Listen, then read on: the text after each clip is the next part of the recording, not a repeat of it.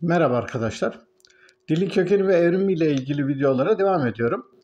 Dilin kökeni ve evrimi ile ilgili konularda belli aşamalar kat ettikçe bilimsel teorilerle ilgili bazı metodolojik yani yöntem bilimsel sorunlara ister istemez değinmek zorunda kalıyoruz. Bu videoda da bu konuların ilginç bir başlık altında ele almaya çalışacağım. Hatırlayacağınız gibi evrim teorisini oluşturan değişik alt teorilerden söz etmiş. Bunların en önemlilerinden birisinin de evrimde aşama aşama yavaş yavaş gelişme olduğunu ve ortak kökenden başlayan değişik canlı türlerinin yavaş yavaş birikimler ve değişimlerle farklı türlere dönüştüklerini, geçmişe doğru gittikçe birbirine yakın türlerin ortak atalara doğru gittiklerini ve bu bir ağacın dallarının giderek kalınlaşması ve gövdeyle bütünleşmesine benzer bir sürecin olduğundan söz etmiştik. Burada hatırlayacağınız gibi örneğin bir memeli hayvanla bir amipi ya da bir hidrayı ya da bir keneyi karşılaştırmanın pek anlamlı olmadığını, memeli bir hayvanı kendisine en yakın türlerle karşılaştırmak gerektiğini, bunun anlamlı sonuçlar doğurabileceğinden söz etmiştik. Bu açıdan baktığımızda insana en yakın tür olarak şempanzelerinle ortak atadan evrimleşmemiz yaklaşık 6-7 milyon yıl önce oldu. Bu süreçte baktığımızda bugün örneğin anatomik olarak, morfolojik olarak yani biçim bilimsel olarak değişik açılardan bakıldığında şempanzelerle insanın genetik yapısı %98,5 yani %99'a yakın bir ortaklığımız var. Yani bunun anlamı şudur. Şempanzelerin vücudunda olup bizde olmayan hiçbir kemik parçası yok. Bizim beynimizde, beyin yapımızda bulunup şempanzelerde olmayan hiçbir beyin bölümü yok. Nitekim yani %99'luk bir ortaklık demek. Yani fiziksel olarak şempanzeleri bizden farklı kılan onların biçimsel özellikleri ve bazı ayrıntı konuların dışında hemen hemen her şeyimiz ortak. Peki bu kadar büyük bir ortaklığa rağmen şempanzelerin konuşamamalarının nedeni nedir? Geçmişte buna değişik yanıtlar verilmeye çalışıldı. Bu yanıtların en beylik olanlarından birisi işte şempanzelerin ses yapılarının yani ses üreten yapılarının örneğin ses kutularının bizim gibi ağzın arka kısmında ve iyice aşağıda olmayıp yukarıda olmasının önemli bir fark olduğunu, dolayısıyla şempanzelerin bizim gibi rahat, nüanslı yani ayrıntılı ince sesleri çıkaramadıklarını ve bu yüzden konuşamadıklarını söyleyen bir anlayıştı. Tabii bu doğru değil. Çünkü şempanzelerin konuşamaması ses organlarındaki bir yetersizlikle ilgili değil. Kaldı ki bu bir yetersizlikten söz etmek gerekirse bu o kadar önemli bir yetersizlik de değil. Hepinizin bildiği gibi kulakları işitmeyen, dolayısıyla da konuşamayan birçok insan var. Fakat bu insanlar günlük yaşamda diğer insanlarla jest ve mimiklerle çok rahat bir biçimde anlaşabiliyorlar ve hiçbir eksiklikleri de yok. Yani bizim her söylediğimizi tamamen anlıyor ve bize kendilerini olduğu gibi ifade edebiliyorlar. Hatta bilimsel çalışmalarında eğitimlerini, kariyerlerini sürdürebiliyorlar. Demek ki sorun sesle ilgili bir sorun değil. Bu açıdan şempanzelere konuşmayı öğretmek de aslında yani abes bir çabaydı. Yani şempanzelerin ses yapılarının ve ses organlarının bizden farklı olması nedeniyle zaten onların bizim gibi konuşmalarına olanak yoktu ve buna gerek de yok. Çünkü bildiğimiz gibi sese dayalı konuşmanın bize sağladığı olanakları ayrıntılarına gittiğimiz zaman aslında bizim kelimelerle konuşmamızla birlikte kelimelerle konuşmanın o kadar kalıcı ve yeterli bir faaliyet olmadığını çok kolay bir biçimde anlayabiliriz. Yani günlük yaşamda herkes sayısız örneğini yaşamıştır. Ne yapıyorsun? Ne yapıyorsun? Basit bir soru. Fakat hepinizin bildiği gibi ne yapıyorsun sorusu kişinin bu soruyu sorarken yüzündeki ifadeye, tavırlarına, sesinin tonuna göre yaklaşık en az 20 değişik anlama gelebilir. Yani birisini ayıplamak için ne yapıyorsun diyebilirsin. Birisinin ne yaptığını merak ettiğin için ne yapıyorsun diyebilirsin. O kişinin sıhhatini, sağlığını, durumunu merak ettiğin için ne yapıyorsun diyebilirsin. Birisinin yapmakta olduğu çok yanlış ve hatalı bir konuda onu uyarmak için ne yapıyorsun diyebilirsin.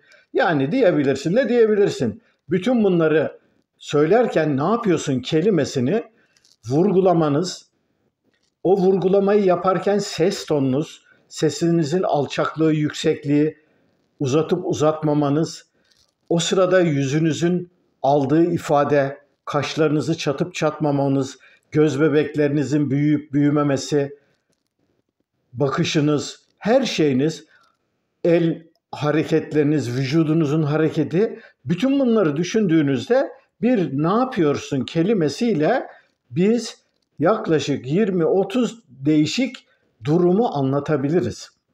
Şimdi konuya bu açıdan baktığımızda insanların konuşmasıyla şempanzenin konuşmasındaki farkı işte burada aramamız gerekiyor. İşitmeyen ve konuşamayan insanların da ne yapıyorsun sorusunu kendi jest ve mimikleriyle yapabiliyor. Peki bunu nasıl yapıyorlar? Artık o ülkeden ülkeye ya da o kişinin kendi özelinde geliştirdiği bir takım hareketlere bağlı. Yani işaret diliyle ilgili standartlaşmış bir dili kullanıyorsa o dilin gerektirdiği hareketlerle bunları ifade eder. Fakat bu hareketlerin her birisi bir takım bunun destekleyici jest ve mimiklerle birlikte sürdürülür. Demek ki şempanze ile insan konuşmasını birbirinden ayırt edebilmek için daha özel bazı konulara değinmemiz gerekiyor. Şimdi felsefede içlem ve kaplam diye kavramlar vardır. Yani bir şeyin kaplamı ne kadar artarsa, yani kapsama alanı ne kadar artarsa onun içeriği, yani o kapsama alanı içerisinde sözü edilen nitelikler ve tanımlayıcı özelliklerin sayısı az olması lazım ki en geniş kaplama ulaşsın. Eğer içlemi, yani nitelik ve özellikleri ayrıntılandırmak istediğimizde bunlar kaplamı daraltacaktır. Şimdi bunun basit bir örneği olarak fizik biliminden örnek vereyim. Yani Aristo fiziğiyle insanlık yüzlerce, binlerce yıl yaşamını sürdürdü. Ne yaptılar? Aristo fiziği ki daha önce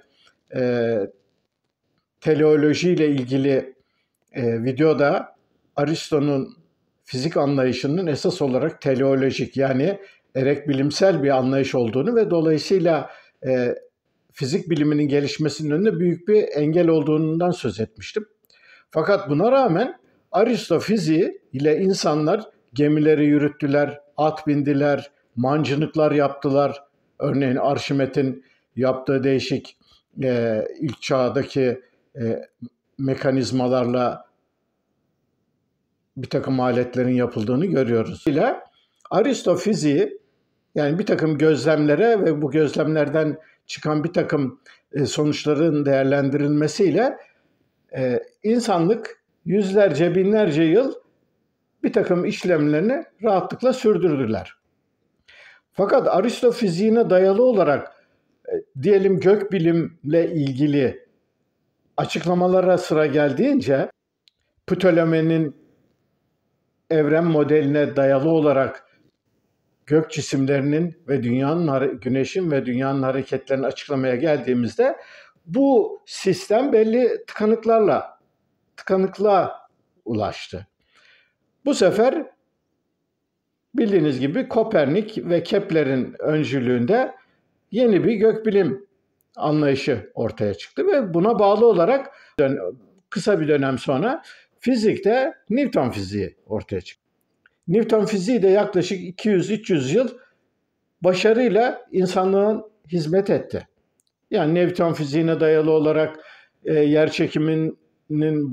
çekiminden hareketle gezegenlerin hareketlerin olsun, işte balistik top atışlarının yapılması, arabaların ve bir takım mekanik aletlerin geliştirilmesi, hatta uçak gibi son teknolojik gelişmelerin sağlanmasıyla birlikte Newton fiziği insanlığa büyük hizmetlerde bulundu. Kaplama belki biraz daraldı fakat içleme yani nitelik ve özelliklerde daha derin bilgiler ortaya koyduğu için insanlığı daha ileriye taşıdı.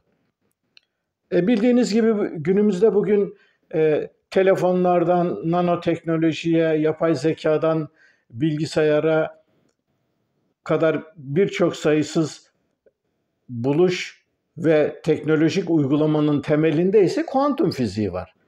Kuantum fiziği atom altı dünya ile ilgili bir takım konuların işlenmesi ve buradaki yasaların bulunmasıyla birlikte insanlığın önüne yeni ufuklar açtı. Yani bu örnekten şunu anlatmaya çalışıyorum. İnsanlık Aristo fiziğiyle olduğu gibi Newton fiziğiyle de sayısız buluş ve ilerleme sağladı. Kuantum fiziğiyle ve yarın bir gün belki de bu bütün söylediğimiz fizik teorilerini bütünleştiren daha genel bir teori ortaya çıkacak. Bütün bu teorileri birleştiren bir yeni teori ortaya çıktığında ilerleme de hızlanacak olabilir. Bilimleri sınıflandırırken en genelde tabii değişik sınıflandırma biçimleri olmakla birlikte yani doğa bilimler ve toplum bilimler diye iki tür bilimden söz ediyor. Doğa bilimler esas olarak ölçme, gözleme dayanan, deneyle doğrulanıp yanlışlanabilen, sonuçları kesin olan, ölçümlere dayanan bir çalışma biçimi. Şimdi örneğin kuantum fiziği ile ilgili bir ölçme yaptığımızda 50 kilometrelik bir uzunluğu ölçtüğünüzde hata payınız 1 milimetreyi bile bulmaz. Yani kuantum fiziğiyle yapılan ölçümlerin ve hesaplamaların hata payı bu kadar düşüktür. Aynı şekilde örneğin diyelim 6 ay önceden güneşin ne zaman tutulacağı, bunun ayı, günü, hatta saati ve dakikası bile 6 ay önceden bilim insanları tarafından ilan edilebiliyor. Fakat biyolojiye geldiğimiz zaman biyolojide böylesine bir kesinlikten söz edemiyoruz. Biyolojide böylesine bir kesinlikten söz edebildiğimiz sınırlı alanlar elbette var. Örneğin fizik ve kimya yasalarının geçerli olduğu basit örnekler vereyim. Örneğin diyelim otsu bitkilerin dik durmalarını sağlayan turgor basıncı diye bir kavram var. Turgor basıncına bağlı otsu bitkilerin içlerindeki suyu taşımaları ve kendi hücre yapılarını yukarı doğru kaldırarak dikelmeleri oluyor. Ama değişik sıvılar arasındaki basınç farkı ile ilgili ozmoz basıncında ise örneğin bitkilerin köklerinin suyu emmesine yardımcı olabiliyor. Ya da örneğin küçük canlıların, tek hücrelerin, en basit bir takım canlıların hareketlerini yoğunluk farklılıklarıyla hareketlerini yönlendirebildiklerini biliyoruz. Buralarda fizik ve kimyanın yasaları bu canlıların hareketlerini ve onların bulundukları ortamla kurdukları ilişkilerde belirleyici olabilir. Fakat evrimde belli bir noktaya geldikten sonra beyinlerin gelişmesiyle birlikte, öznenin ortaya çıkmasıyla birlikte biyolojinin fizik ve kimyaya doğrudan birebir bağlılığı yok oluyor.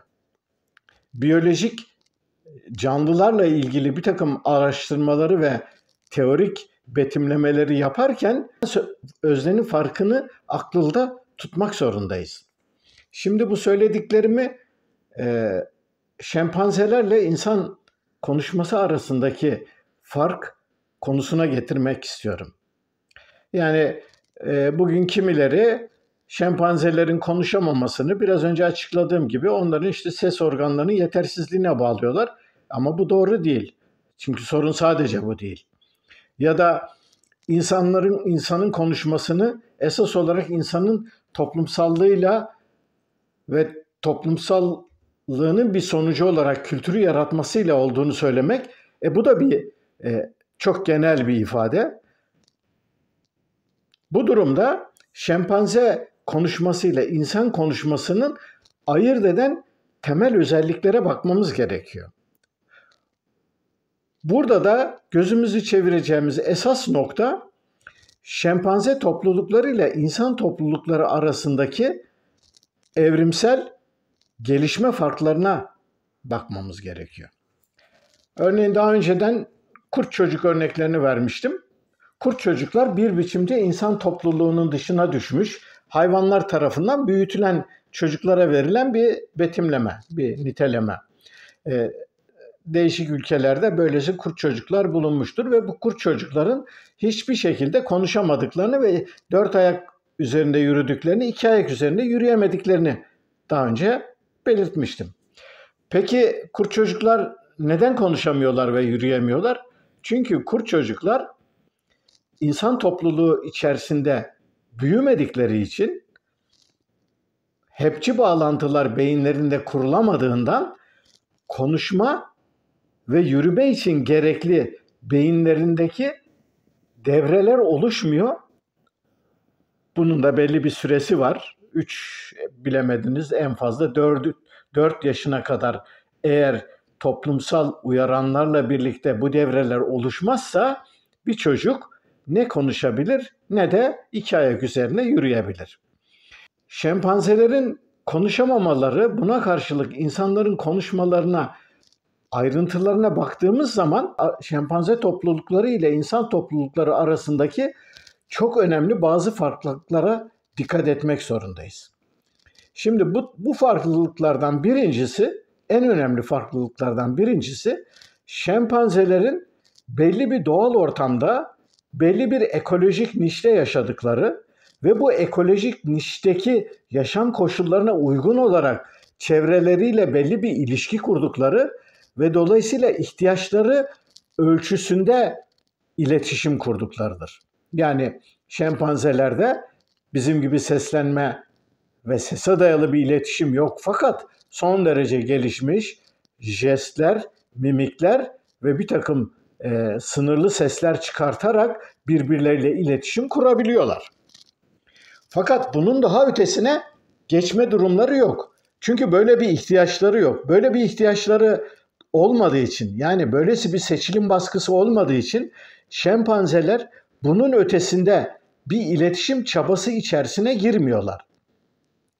Fakat insan topluluklarına geldiğimiz zaman insan topluluklarının dünyada herhangi bir yerde insanlar şu ekolojik nişte, şu koşullarda yaşayabilir, buraya ait bir canlı türüdür diye bir şey yok. Yani Doğu Afrika'daki Rift Vadisi'nin doğusunda kalan bölümde evrimleşen ve Afrika'dan dışarıya açılmasıyla birlikte insanın ataları, yani hominid türler dünyanın her tarafına gittiler. Kutuplara gittiler, Okyanusya'ya gittiler, çöllere gittiler, her tarafa gittiler. İnsanlar kutupların dondurucu soğuğundan Ekvador'un yakıcı çöl koşullarına kadar her yerde topluluklar oluşturdular. Bunun da anlamı şudur: İnsanların belli bir ekolojik nişi yok. 50 bir ekolojik nişi olmadığı için insan her tarafa uymak zorunda. Dolayısıyla insanın ufku ve dünya ile kurduğu ilişki son derece gelişkin olmak zorunda. İşte buraya geldiğimizde şempanze topluluklarıyla insan toplulukları arasındaki çok önemli bazı farklar olduğunu görüyoruz. Bunlardan birisi boyut farkı. Yani şempanzeler yaklaşık bir alfa erkek, birkaç dişi, onların çocukları, erkek yavruları ya da dışarıdan gelen erkek bireylerle birlikte yaklaşık 9-10, bilemediniz 10-12 bireyden oluşan topluluklar halindeler. Bazen bu sayı 10'a 15'e de çıktığı oluyor. Belki de daha fazla olabilir. Fakat primatologların yaptıkları çalışmalar şempanze topluluklarının o kadar büyük kalabalık topluluklar olmadığını gösteriyor. Oysa ki bizim hominid atalarımızın yaşadıkları topluluklar ortalama 100-150 bireyden oluşuyor. Çünkü hominidlerin evrimleştikleri milyonlarca yıl önceki koşullara baktığımızda kılıç dişli kaplanlardan tutun, mamutlardan çok değişik yırtıcı hayvanların ortasında bu insanlar yaşamak zorundaydı, insanların ataları. İnsanların atalarının yaşamda kalabilmek için çok güçlü bir örgütlenme oluşturmak zorundaydılar. Bu güçlü örgütlenme olmadan bulundukları ortamda yaşamaları ve kendilerinden kat kat güçlü düşmanlara karşı, yani vahşi avcılara karşı başarılı olmaları mümkün değildi. Birinci özellik bu. İkinci özellik, insan toplulukları şempanze topluluklarından farklı olarak topluluğun boyutunun büyük olmasına bağlı olarak toplumsal ilişkileri çok daha sıkı ve karmaşıktı. Çok daha sıkı ve karmaşık olması bu topluluktaki bireylerin birbirleriyle ilişkilerinde çok önemli ihtiyaçlar doğuruyordu. Yani şöyle düşünelim, sabahleyin avlanmak için çıkılıyor. Fakat kadınlar ve çocuklar ve yaşlılar geçici üs dediğimiz bölgede yiyecek toplama, bir takım zorunlu ihtiyaçları karşılamak için çalışmalarda bulunuyorlar. Bu arada topluluğun sağlıklı bir şekilde işleyebilmesi için değişik gruplar arasındaki dengelerin gözetilmesi gerekiyor. Bütün bunlar da iletişim ihtiyacını olağanüstü derecede artırıyor. Şimdi bu konuda bir diğer önemli konu şu: şempanze yavruları annelerinden yaklaşık 9-10 sene birlikteler. Yani 10-11, örneğin ünlü primatolog Jane Goodall'ın çalışmalarında ya da Fransa veya Wahl'ın çalışmalarından edindiğimiz bilgilere göre dişi şempanzeler yavrularını böyle 9-10 yıldan önce yanlarından ayırmıyorlar. Bu kadar uzun süre yavrularına bakmalarına rağmen yavrularıyla ilişkilerinde insan yavrularından farklı bir takım özellikler var. Örneğin yavru yaklaşık hadi bilemediniz en fazla 1,5 yaşına geldikten sonra annesinin sırtında gezmeye başlıyor. Kucağında değil. Bu çok önemli bir fark. Neden önemli bir fark olduğunu birazdan anlatacağım. Oysa ki bildiğiniz gibi insan yavruları esas olarak annelerinin kucağında taşınır. İnsanların geliştirdikleri ilk aletlerin taş baltalar olduğu söylenir. Doğrudur da. Çünkü avlanma, büyük yırtıcılardan kalan kemikleri sıyırma ve kemiklerin içerisindeki iliği yiyebilmek için, o kemikleri kırmak için keskin taşlardan yararlanma ister istemez taş baltaların yapılmasını zorunlu kılmıştır. Fakat sonrasında toplumsal yaşama ilişkin insanların icat ettikleri ve kullanmaya başladıkları ilk aletlerden birisi de bebek askısıdır. Yani anneler bebeklerini kucaklarında taşıyabilmek için bebek askılarını geliştirmişler ve özellikle de bunlar tabii ya sarmaşıklardan ama esas olarak hayvan derilerinden yapılan şeylerdi. Özel işlemlerden geçirildikten sonra kadınlar bebeklerini o askıda taşıyorlardı. Çünkü kalıcı bir yerleşim yerleri olmadığı için, sürekli hareket halinde oldukları için ve yaklaşık 12-15 yaşına kadar yavru annesinin yanından ayrılmayacağına göre, dolayısıyla yavru iyice yürüyüp annesiyle ve diğer insanlarla birlikte yürüyebilecek hale gelene kadar, ki bu duruma göre 3, 4, belki de 5 yılı buluyordu. 5 yıl boyunca anne yavrusunu o bebek askısıyla birlikte taşıyordu. Şimdi bebek askısıyla birlikte taşıma, bebekle annenin yüz yüze olması anlamına geliyordu. Çünkü öylesi taşımak daha kolaydı. Yani 4 ayak üzerinde ağaçlarda daldan dala atlayan şempanzenin yavrusu annesinin sırtına tutunarak giderken, kadınların yavrularını kucaklarında taşımaları çok daha önemli bir şeydi. Peki bunun anlamı neydi? Bunun bir diğer anlamı da şudur. Örneğin şempanzelerde toplumsallaşmanın ve toplum içi dayanışmanın en önemli özelliklerinden birisi tımarlamadır. Tımarlama dediğimiz, değişik haşerelere ve bit gibi kan emici asalaklara karşı hayvanların, şempanzelerin ve bütün primatların sık sık bunları ayıklamaları gerekir. Ve bu ayıklama işi, birbirlerine sırtlarını dönerler, bir diğeri gelir onun vücudundaki şeyleri ayıklar. Bu aslında o sosyalleşme, sosyal dayanışma ve birliği sağlamanın önemli göstergelerinden birisidir. Yani diyelim topluluk içerisinde bir kavga, çatışma olduktan sonra o kavga edenler bile barıştıklarında birbirlerini tımarlamaya başlarlar. Bu kadar önemli bir özelliktir. Fakat insanlarda bu tımarlama özelliği yok. Çünkü bildiğiniz gibi insanlar zaten kıllarından kurtuldukları için derilerinde bu asalaklardan büyük oranda kurtulmuşlardı. İnsanın kıllarının dökmesinin en önemli nedeni asalaklardan kurtulma gereksinimi de bunu belirlemişti. Şimdi insanların toplumsallığı şempanzelerin toplumsallığıyla kıyas kabul etmiyor. Bunun önemli bir nedeni, insanlar ayağa kalktıkları için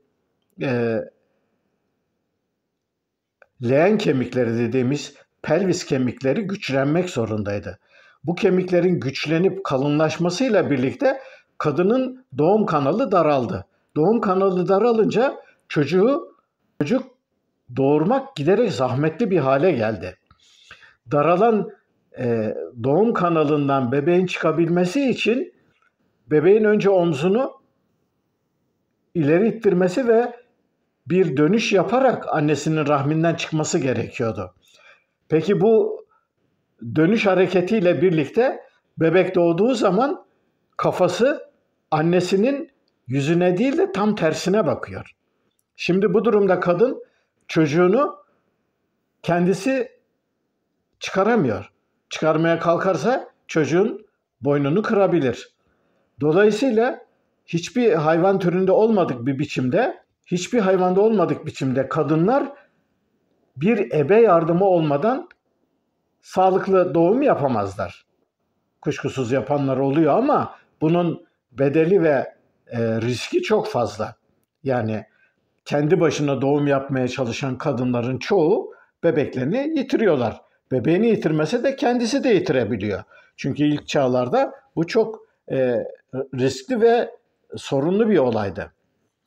Şimdi bebeği bir ebenin doğurtması aynı zamanda o topluluk içerisinde başka bir takım özellikler var insan topluluklarının. Bunlara tabii konuşmanın kökeni ve evrimiyle ilgili ileriki videolarda daha ayrıntılı biçimde değineceğim. Fakat şimdi burada kısaca bunlardan değinmek zorundayız. Bir kere insan toplulukları yaklaşık 100-150 kişilik gruplardan oluşuyor. Fakat bu gruplar aynı zamanda çekirdek ailelerden oluşuyor. Peki insanlarda çekirdek ailenin oluşmasının da evrimsel belli koşulları ve zorunlulukları var. Yani örneğin